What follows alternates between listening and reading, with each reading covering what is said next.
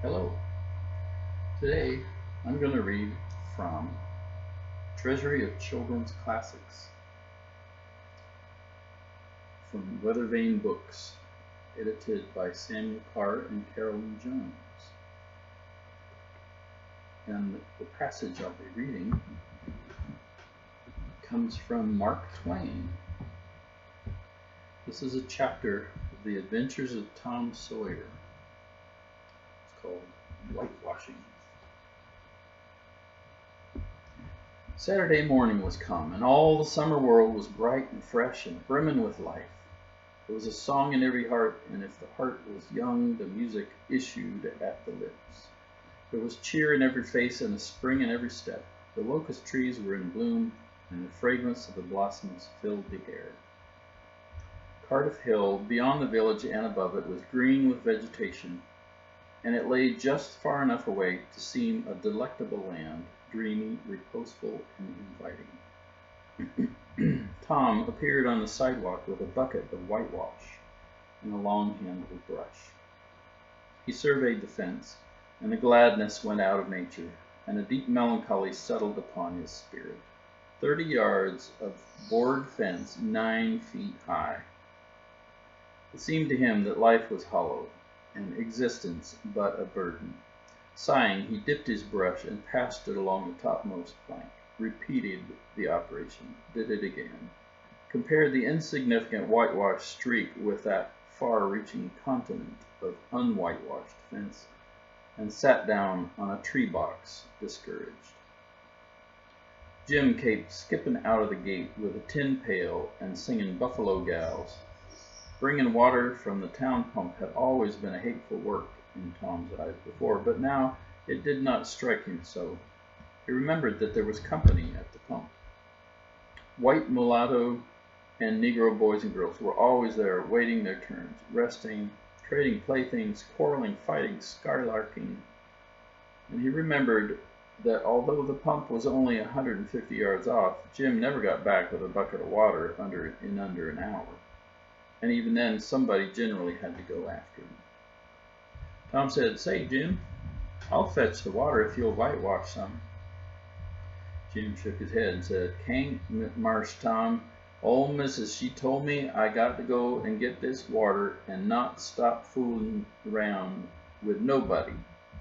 She said she expect Marse Tom going to ask me to whitewash, and so she told me to go along and tend to my own business. She 'lowed she'd tend to the whitewashing." "Oh, never mind what she said, Jim. That's the way she always talks. Give me the bucket. I won't be gone only a minute. She won't ever know." "Oh, I daresn't, Mass Tom. Old Missus, she'd take and tear the head off of me. 'Deed she would. She never licks anybody. Whacks 'em over the head with her thimble, and who cares for that, I'd like to know. She talks awful, but talk don't hurt. Anyways, it don't if she don't cry. Jim, I'll give you a marble. I'll give you a white alley." Jim began to waver. "White alley, Jim, and it's a bully tall." "My, that's a gay marble, I tell you, but, Marse Tom, I's powerful afraid of old Missus. And besides, if you will, I'll show you my sore toe." Jim was only human. This attraction was too much for him. He put down his pail and took the white alley. In another minute he was flying down the street with his pail and a tingling rear. Tom was whitewashing with vigor, and Aunt Polly was retiring from the field with a slipper in her hand and triumph in her eye. But Tom's energy did not last. He began to think of the fun he had planned for this day, and his sorrows multiplied. Soon the free boys had come tripping along, all on all sorts of delicious expeditions, and they would make fun of him for having to work. The very thought of it burned him like fire. He got out his worldly wealth and examined it. Bits of toys, marbles, and trash, enough to buy an exchange of work maybe, but not enough to buy so much as half an hour of pure freedom. So he returned his straitened means to his pocket, and gave up the idea of trying to buy the boys. At this dark and hopeless moment, an inspiration burst upon him. Nothing less than a great, magnificent inspiration.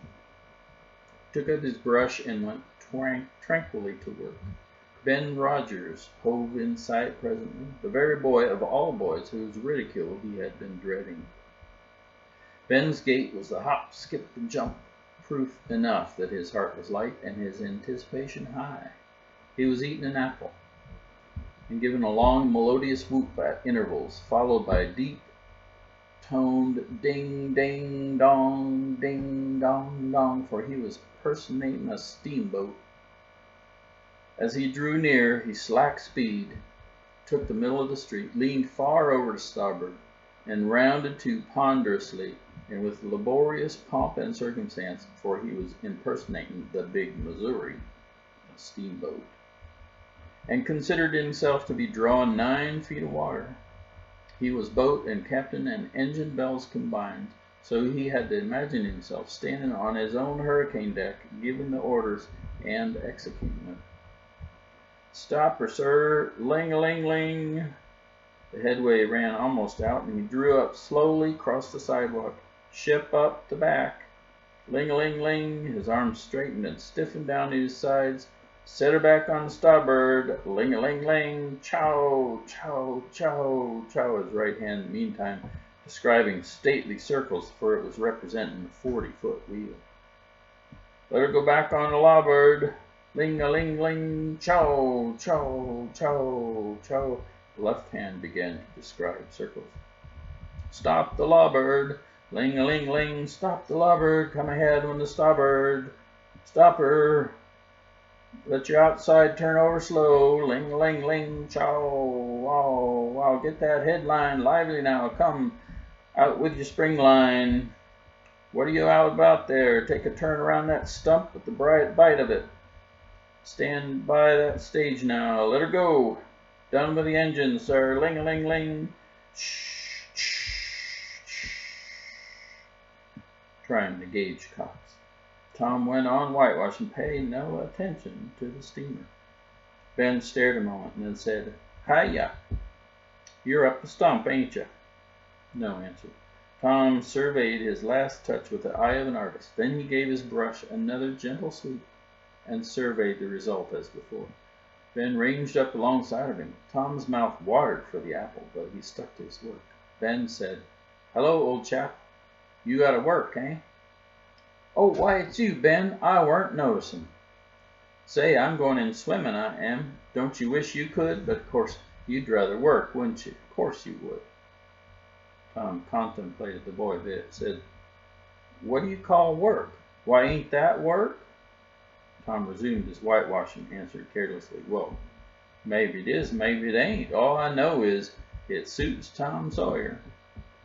"Oh, come now, you don't mean to let on you like it?" The brush continued to move. "Like it? Well, I don't see why I oughtn't to like it. Does a boy get a chance to whitewash a fence every day?" That put things in a new light. Ben stopped nibbling his apple. Tom swept his brush daintily back and forth, stepping back to note the effect, added a touch here and there, criticized the effect again. Ben watched every move, getting more and more interested, more and more absorbed. Presently he said, "Say, Tom, let me whitewash a little." Tom considered, was about to consent, but he altered his mind. No, I reckon it'd hardly do, Ben. You see, Aunt Polly's awful particular about this fence, right here on this street, you know. But if it was a back fence, I wouldn't mind, and she wouldn't. Yes, she's awful particular about this fence. It's got to be done very careful. I reckon there ain't one boy in 1,000, maybe 2,000, that can do it the way it's got to be done." "No, is that so?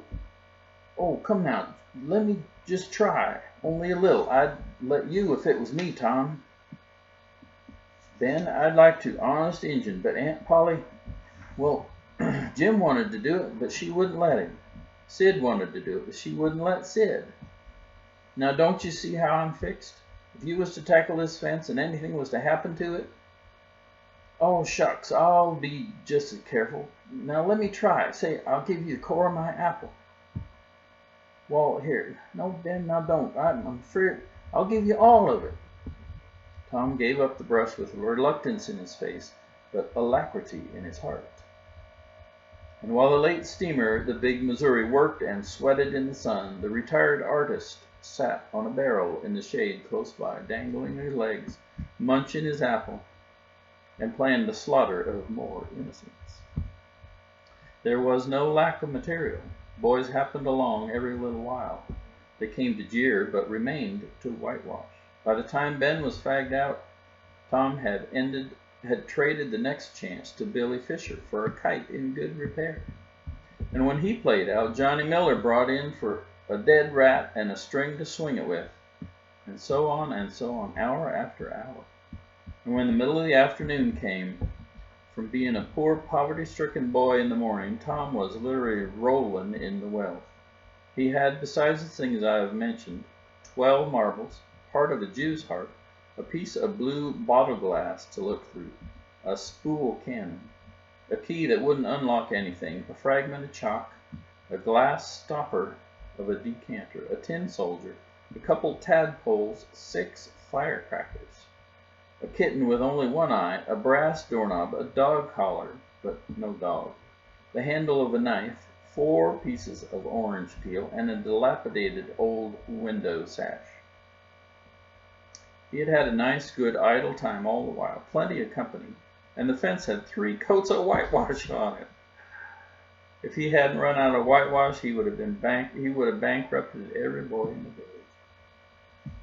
village. Tom said to himself that it was not such a hollow world after all. He had discovered a great law of human action without knowing it, namely that in order to make a man or a boy covet a thing, it is only necessary to make the thing difficult to attain. If he had been a great and wise philosopher, like the writer of this book, he would now have comprehended that work consists of whatever a body is obliged to do, and that play consists of whatever a body is not obliged to do. And this would help him to understand why constructing artificial flowers or performing on a treadmill is work, whilst rolling 9-pins or climbing Mount Blanc is only amusement. There are wealthy gentlemen in England who drive 4-horse passenger coaches 20 or 30 miles on a daily line in the summer because the privilege costs them considerable money. But if they were offered wages for the service, that would turn it into work, and they would resign.